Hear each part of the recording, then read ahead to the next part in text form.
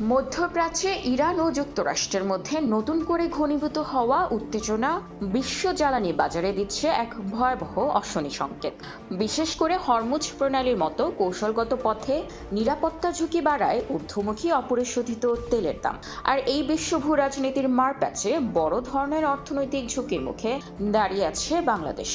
আমদানি নির্ভর দেশ হিসেবে তেলের সরবরাহ সামান্য ব্যাহত হলেই তার সরাসরি প্রভাব পড়বে দেশের পরিবহন, শিল্প উৎপাদন ও বিদ্যুৎ খাতের উপর।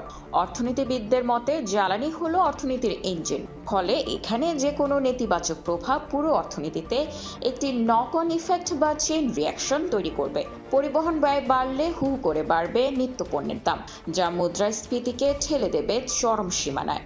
পরিস্থিতি সামাল দিতে সরকার এখন দীর্ঘমেয়াদী প্রস্তুতির উপর জোর দিচ্ছে।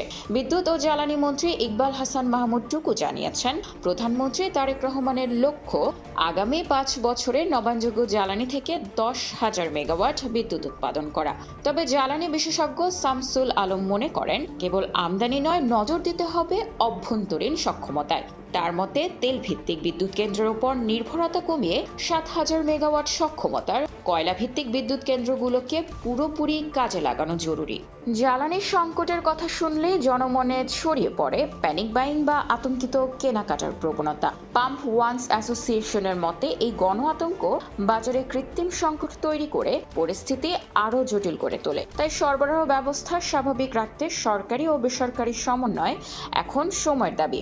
বিশেষজ্ঞদের পরামর্শ, গ্রামীণ এলাকার সেচ কাজে ডিজেলের বদলে সোলার পাম্প এবং শহরের প্রতিটি ভবনের ছাদে সোলার প্যানেল স্থাপন বাধ্যতামূলক করতে হবে। এটি শুধু জ্বালানি নিরাপত্তাই নিশ্চিত করবে না, বৈদেশিক মুদ্রার রিজার্ভের ওপর থেকেও চাপ কমাবে।